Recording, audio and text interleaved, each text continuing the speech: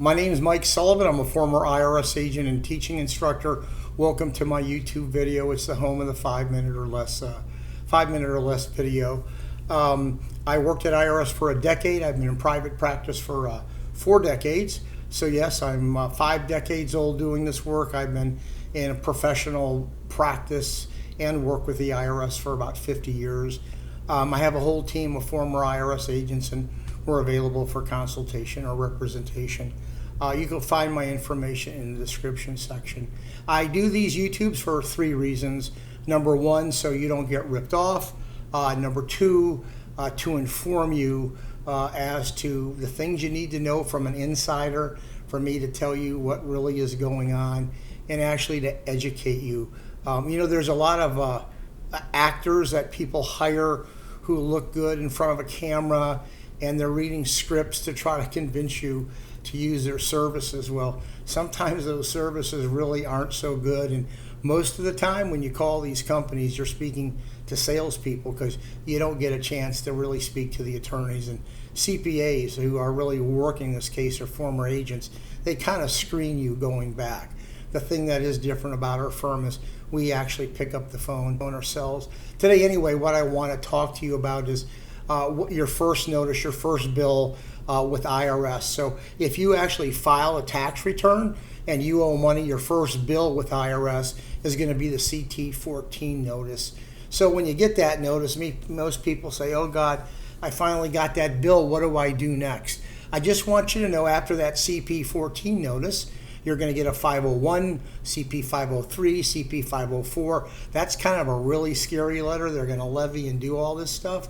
They're not going to do it at that time. And then a 1058 letter in which you have your appeals hearing during that period of time. You can ask IRS for more time, abatement of penalties. You can do a whole different lot of things once you get that a 1058 letter. So I just want you to know, when you get that CP14 notice, it's probably time to make a decision whether you want to hire someone or do this yourself.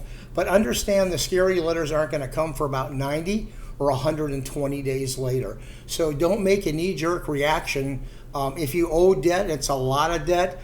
If it's a small debt, by the way, just pick up the phone and call the 1-800 number on the notice. If it's a larger debt, you want to know what you're doing and how IRS is going to work your case. IRS is going to want their financial statement, a 433F at the service center, a 433A in the local revenue officer area, what I used to do for a living, or if you're going to do an offer and compromise, the 433A OIC.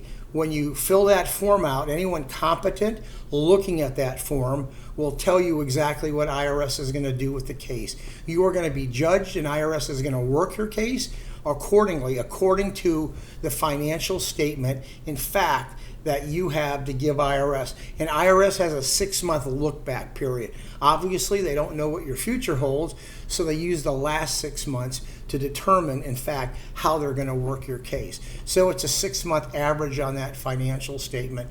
If you're hiring somebody like us, or whoever you're going to hire, make sure that person sees that form before they tell you what to do.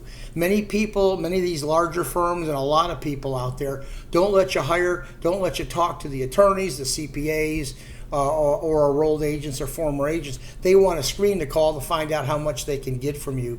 They want to be able to bill you before that case works back to the till the person working that case sees that. That's really not the way you do business or help someone. You've got to find out if you can help them first, and then go from there. So for us, I've got to see that financial statement to know how I can help you, when I can help you, and whether I can in fact resolve your tax case. So remember, and don't let them just take information and write it down. Oh yeah, what's your car worth? What's this worth? You're talking to a salesman. So when you call these numbers that you're going to call, if you're going to hire these people, ask them what their professional level is. Are they a former agent? Are they an attorney? Are they a CPA? Are they enrolled to practice? If they say no, hang up the phone. You're not going to get nowhere. You're going to be paying 50% of your fee to that salesperson who signed you up, and then the company is going to make literally about 45%. And believe it or not, the person doing the work who doesn't even know what you're telling the intake person, you're going to wind up paying them the least. They only make 5%, and they don't really know exactly what the front end salesperson told them. So be very careful when you do this. But remember, you're going to get a whole sequence of bills. So when you get that IRS first notice, don't make a knee-jerk reaction. Anyway, would you give me a subscription? I'd really appreciate it.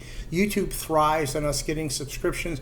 It kind of moves us up. So if you think I added value, please do that. You're welcome to leave a comment.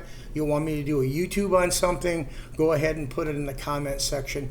I appreciate your time and listening. And whatever you do, don't get ripped off. Thank you.